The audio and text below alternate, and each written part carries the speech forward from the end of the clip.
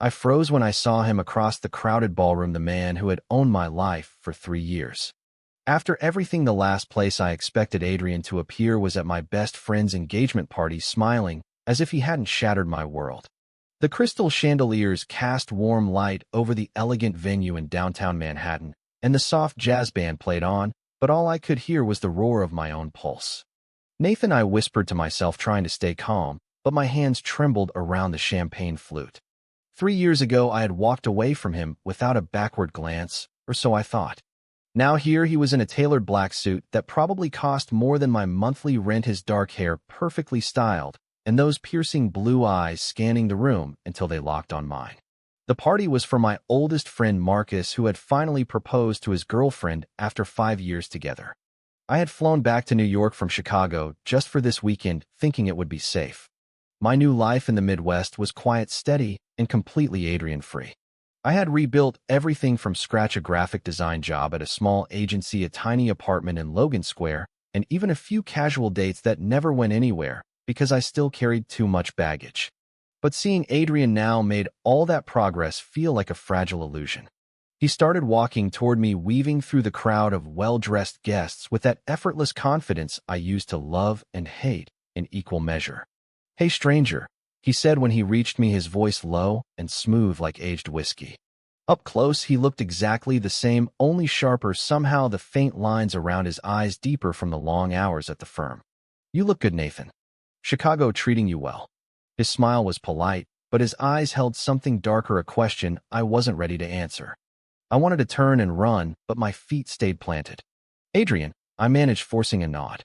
"Didn't expect to see you here." He chuckled softly. "Marcus invited me. Old client turned friend, you know how it is." Of course he knew everyone. Adrian Hale was one of the top corporate lawyers in the city, his name on billboards and in the society pages. 3 years ago, he had pulled me out of a dead-end job and a mountain of student debt. I was 25, fresh out of art school, barely making rent in a Brooklyn walk-up when we met at a gallery opening. He bought one of my paintings on the spot, then took me to dinner, and the rest happened fast. Too fast. At first it felt like a fairy tale. He paid off my loans, moved me into his sleek Soho loft, and introduced me to a world I had only dreamed about. Private jets to Miami, gallery openings with celebrities, and weekends in the Hamptons. But slowly the control crept in.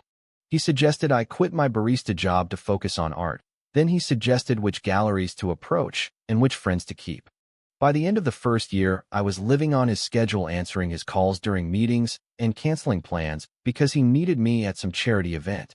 I told myself it was love, that he just wanted the best for me. Until the night everything broke. Now, standing here with the engagement party swirling around us, I felt that old pull again, the magnetic force that had kept me trapped for 3 years. "We should catch up," he said casually, as if we were old colleagues. "Coffee tomorrow?" My treat. I opened my mouth to refuse, but Marcus appeared, then clapping Adrian on the back and dragging us both into a group toast. The night blurred after that, laughter, clinking glasses, and me avoiding Adrian's gaze every chance I got. When the party finally wound down, I slipped out onto the balcony, needing air. The city lights sparkled below, and the cool September breeze tugged at my shirt. Footsteps behind me. I didn't have to turn to know it was him. "You left without saying goodbye," Adrian said, quietly, stopping a few feet away. His voice carried no anger, only a quiet hurt that surprised me. 3 years, Nathan. Not even a text. I gripped the railing tighter. I had to, Adrian. "You know what?" He stepped closer, the scent of his cologne, the same expensive one he always wore, wrapping around me. "Do I? Because from where I stood I gave you everything, and you walked away like it meant nothing." His words hit like a slap. Everything. The money, the connections, the life he built for us. But he never understood that what he gave came with invisible chains.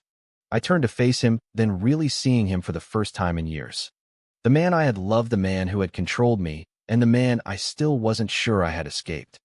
"This isn't the time or place," I said, my voice steadier than I felt. He nodded, but his eyes lingered. "Tomorrow then. 10 o'clock at the cafe on Mercer Street. Please."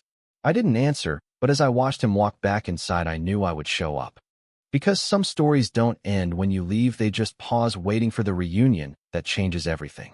The cafe on Mercer Street buzzed with morning energy, the smell of fresh espresso and croissants filling the air. I arrived early hoping to steady my nerves, but when Adrian walked in at exactly 10, he looked like he owned the place, which in a way he probably did through some investment or another. He ordered my usual oat milk latte, without asking, then slid into the seat across from me, his navy suit crisp against the wooden table. "You came," he said, simply, a small smile breaking through. For a moment it felt like old times, the easy rhythm we once shared before the control took over. But I wasn't that wide-eyed 25-year-old anymore. Chicago had taught me independence, and I wasn't about to lose it again. "I'm only here because Marcus asked me to be civil," I lied. Adrian raised an eyebrow, clearly seeing through it, but he let it go. We talked surface stuff at first, his latest case, a high-profile merger that had made headlines, my new job designing campaign visuals for a tech startup in Chicago. He listened intently, the way he always did, asking questions that showed he still remembered every detail about my life. It was that attention that had drawn me in years ago. My family back in Ohio had never understood my dreams. My father, a retired factory worker, wanted me to take over the family business, or at least marry a nice girl and settle down. When I came out at 22, the silence that followed still echoed in my chest. Adrian had been the first person to celebrate my art, to see me. But celebration turned to possession. "Remember when we went to that vineyard in Napa?" he asked, leaning forward. "You painted the sunset, and I bought the whole series." I did remember. That weekend, he had surprised me with the trip right after I lost my gallery spot. He said it was to cheer me up, but later I realized he had called the owner and pulled strings. Everything came with strings. "Adrian, we can't do this," I said, cutting him off. "The past is the past." His expression shifted, something vulnerable flashing across his face. "Is it? Because I never stopped thinking about you, Nathan. The firm, the money, none of it mattered without you." His confession hung between us, heavy with 3 years of unspoken words. I wanted to believe him, but trust was a luxury I had lost. Later that afternoon, I met my mother for lunch at her favorite bistro in the village. She had moved to New York after my father passed 2 years ago, seeking a fresh start. "You look tired, honey," she said, stirring her tea. "Is everything okay in Chicago?" I nodded, forcing a smile, but she always knew.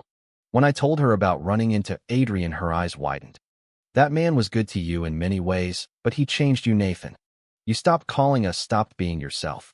Her words stung because they were true. During those 3 years, I had distanced myself from everyone, my sister, my old college friends, even her.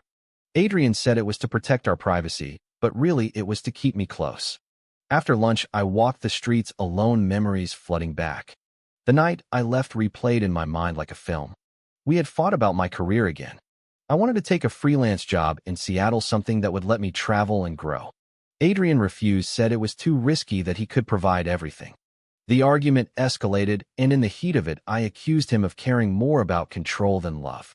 He denied it, but the hurt in his eyes was real. I packed a bag that night and left for a friend's place in Boston, eventually landing in Chicago. No goodbye note, no explanation. Just gone. By evening, I was back at my hotel room, staring at the city skyline from the window.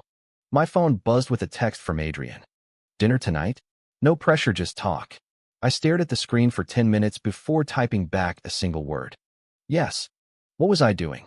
The man had controlled me for 3 years, and here I was opening the door again. But something in his voice at the cafe had cracked my resolve. Maybe he had changed too. The restaurant he chose was intimate Italian with candlelight and soft music. Adrian was already there when I arrived, standing to pull out my chair like old times. Conversation flowed easier than expected. We laughed about Marcus's engagement and shared stories from the years apart. He told me about a big loss at the firm, a case that humbled him. "It made me realize I can't control everything," he admitted quietly. "Including you." For the first time in years, I felt seen, not owned. But as the night ended and we stood outside under the streetlights, he reached for my hand. "I missed this, Nathan." "Missed us." His touch sent electricity through me, the old spark still there. I pulled away gently. "It's not that simple, Adrian." He nodded, understanding, but his eyes said he wasn't giving up. Walking back to the hotel, I felt the psychological weight returning, the push and pull of love and fear. Was this reunion healing or the start of another cage? Only time would tell, but one thing was certain: my carefully rebuilt life was already cracking. The next morning brought a text from my sister Emily. "Family dinner tonight at Mom's. Don't be late, and bring that smile I know you have." I smiled despite the knot in my stomach. Emily was the only one who had supported me fully when I came out. She lived in Brooklyn now with her husband and 2 kids, the picture of traditional stability my father had always wanted for me. Dinner at Mom's meant facing questions about my love life and why I was still single at 28. I hadn't told them about Adrian, yet not the full story. As I got ready, my phone rang. It was my best friend from Chicago, Lena, a fellow designer who had become like a sister during my lonely years there. "How's New York treating you?" she asked, her voice warm. I told her about the reunion, and she went quiet. "Nathan, be careful. That man had you wrapped around his finger for years. You left for a reason." Her words echoed my own doubts, but I promised her I would stay strong. Family dinner was louder than I remembered. Mom had made her famous lasagna, and Emily's kids ran circles around the table. Midway through, my mother asked the inevitable, "Any special someone in Chicago, honey?" I hesitated, then mentioned Adrian casually as an old friend. The room went still. Emily dropped her fork. "Adrian? The lawyer? Nathan, you swore you were done with him." I tried to explain it was just coffee, but the concern in their eyes said they remembered the version of me from back, then withdrawn, anxious, always waiting for his approval. After dinner, Emily pulled me aside in the kitchen. "He controlled every part of your life. Your friends, your art, even your schedule. Don't let him do it again." Her words hit hard because she was right. During those 3 years, Adrian had slowly isolated me. He discouraged my weekly calls home, said they stressed me out. He questioned my friendships until I stopped reaching out. The betrayal came one night when I discovered he had been screening my emails, deleting messages from old college buddies who wanted to visit. When I confronted him, he claimed it was for my focus, but it felt like a cage. That was the beginning of the end. The following day, I met Adrian again, this time for a walk in Central Park. The autumn leaves crunched under our feet, and the air smelled of roasted nuts from street vendors. He opened up more than before, telling me about the pressure at the firm, the expectations from his own conservative family, who still didn't fully accept his sexuality. "They think success is enough," he said, kicking a pebble. "But it wasn't without you." I shared my own struggles in Chicago, the nights I questioned if leaving was the right choice, the therapy sessions that helped me reclaim my identity. For the first time, we talked as equals, no power imbalance. But then the misunderstanding surfaced. He mentioned a trip to Aspen 3 years ago, the one I had canceled because of work. "I went alone," he said. "Thought it would clear my head." My chest tightened. I had heard rumors back then from a mutual friend that Adrian was seen with another man in Aspen, a younger associate from his firm. The betrayal, I believed, had pushed me out the door. Was it really alone? I asked, my voice sharper than intended. Adrian stopped walking, his face paling. "Nathan, what are you talking about?" The secret spilled out, then the rumor, the pain I had carried silently. He swore it was false, that the associate was just a colleague helping with a case. But the doubt lingered between us like fog. That evening I called Lena again, needing her perspective. She listened patiently, then said, "Secrets like that don't just vanish, Nathan. You have to decide if you can trust him now." Her loyalty as a friend contrasted sharply with the rifts Adrian had caused in my other relationships. By midnight, I was pacing my hotel room, the psychological conflict building. The reunion had forced me to face truths I had buried. Adrian wasn't the villain I had painted him as, but neither was he innocent. His control had come from fear of losing me, from his own unresolved issues. Yet the hurt remained. The next morning, a package arrived at the hotel, a small painting I had done years ago of the two of us on a balcony. Attached was a note in Adrian's handwriting. "This was always yours." Like my heart. The gesture was pure sacrifice, the kind that made me question everything. But as I held the canvas, I realized the real turning point wasn't the reunion itself, it was the choice I had to make now. Stay and risk the cage, or walk away and lose the only man who had ever truly seen me. The weight of that decision pressed down as the city outside continued its relentless pace. The week blurred into a series of careful encounters, each one peeling back another layer of the past. Adrian suggested we attend a gallery opening together, an old haunt where we had first connected. I agreed, reluctantly, drawn by the nostalgia and the chance to test the waters. The gallery was alive with colorful abstracts and well-heeled patrons sipping wine. Adrian stayed close, but not possessive, pointing out pieces that reminded him of my style. "You've grown," he said softly as we stood before a vibrant landscape. "Your work in Chicago shows it." His compliment felt genuine, and for a moment the old warmth returned. But then my phone buzzed with a message from Emily. Dad's old friend called. Wants to know if you're still confused about your life. Ignore him, but be careful. The reminder of family expectations hit like cold water. My father's traditional views had never faded even after his death, and now they echoed through others. Adrian noticed my shift in mood and asked what was wrong. I told him about the message, and he listened without interrupting.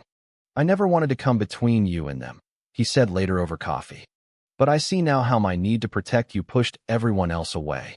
His admission marked a change, the first real acknowledgement of the damage. Yet the conflicts kept mounting.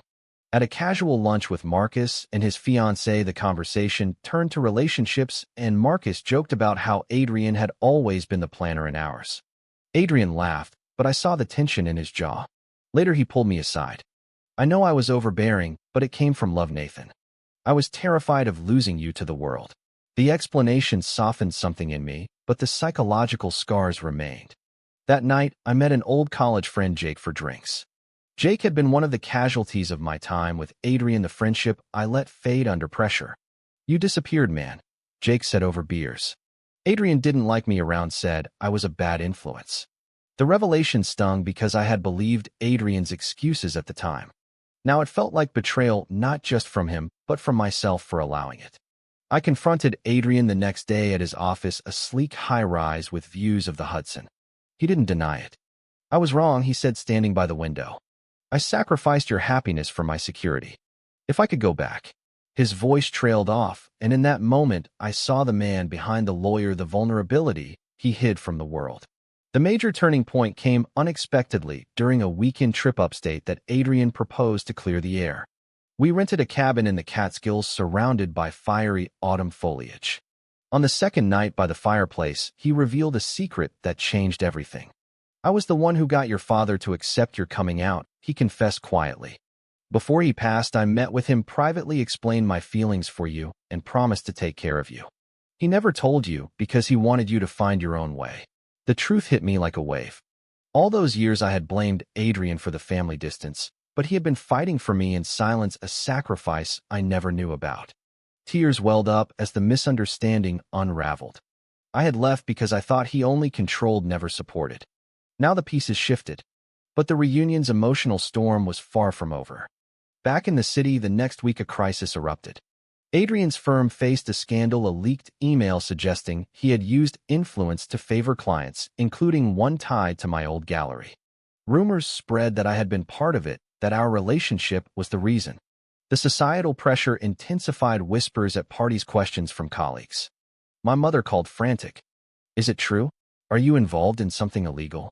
The accusation forced me to confront the reality of being with a powerful man in the public eye. Adrian offered to step back to protect me, but I refused. No more running, I told him. The decision marked my growth, but the consequences loomed large as we faced the storm together. The scandal escalated faster than either of us anticipated. Tabloids picked up the story, twisting facts into sensational headlines about the wealthy gay lawyer and his mysterious ex. My phone flooded with messages, some supportive, others judgmental. At work in Chicago, my boss called, suggesting I lay low until it blew over.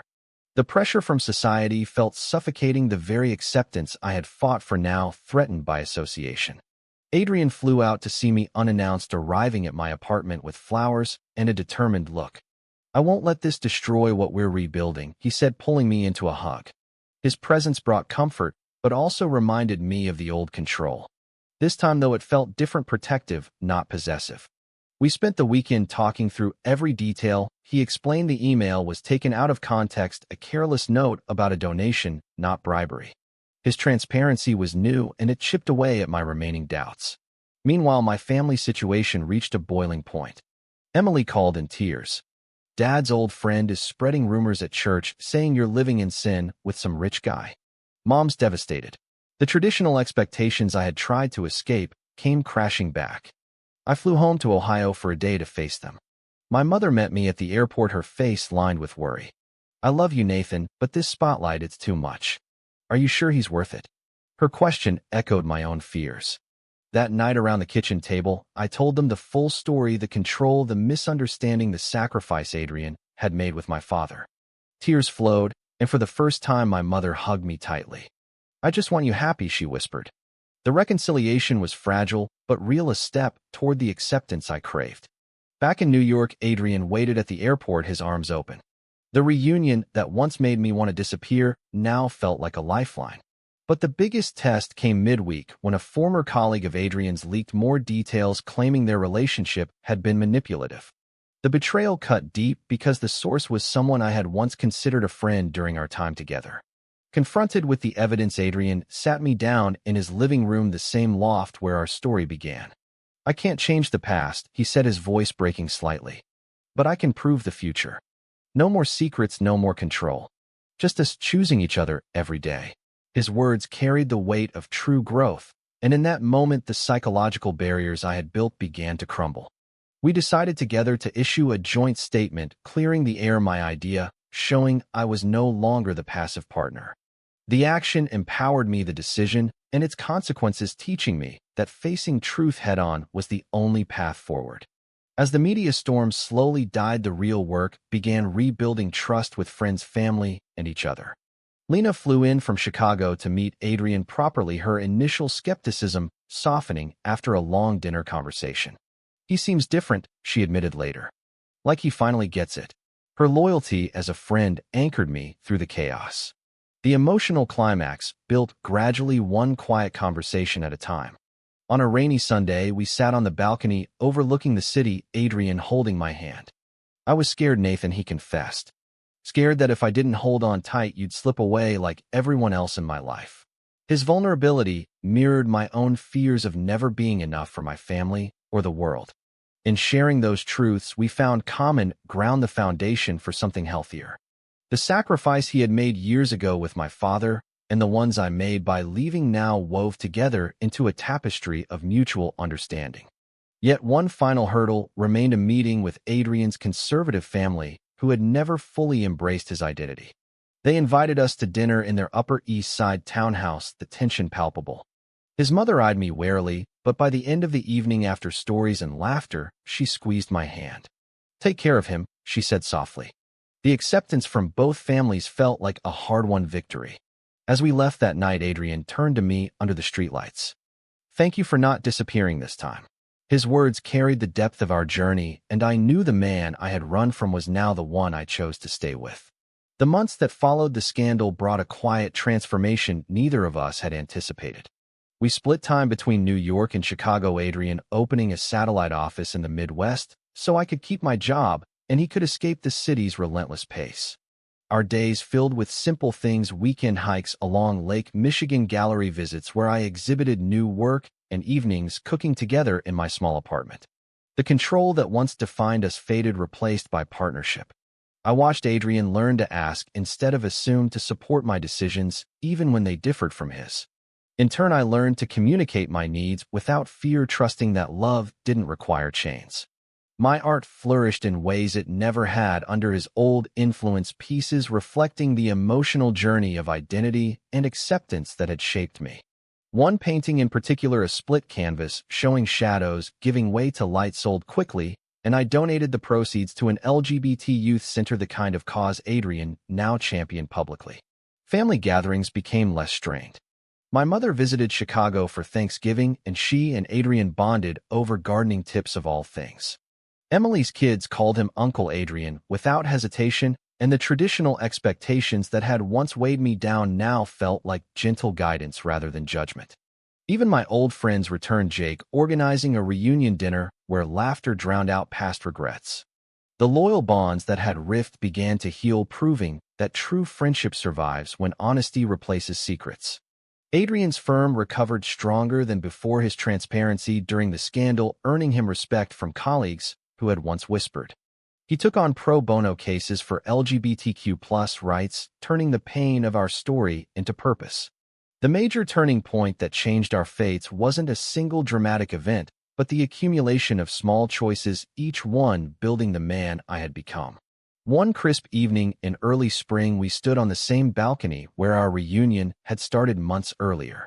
The city lights twinkled below, and Adrian pulled a small box from his pocket. Not a ring, but a key.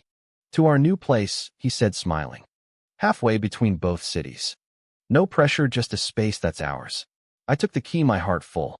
The journey from control to freedom, from misunderstanding to truth, had taught me that love's greatest strength lies in letting go. As we embraced, the warmth of his arms felt like home, the kind I had searched for all along. The emotional high of that moment washed away the last remnants of doubt. We had faced betrayal, sacrificed comfort, and confronted ourselves, emerging stronger. Looking back at the path that led here, from the shocking reunion to this peaceful acceptance, I realized the real victory wasn't in the happy ending, but in the growth it demanded. The man who once wanted to disappear now stood tall, ready for whatever came next. True or false? Sometimes the person who controlled your life is the only one who can truly set you free.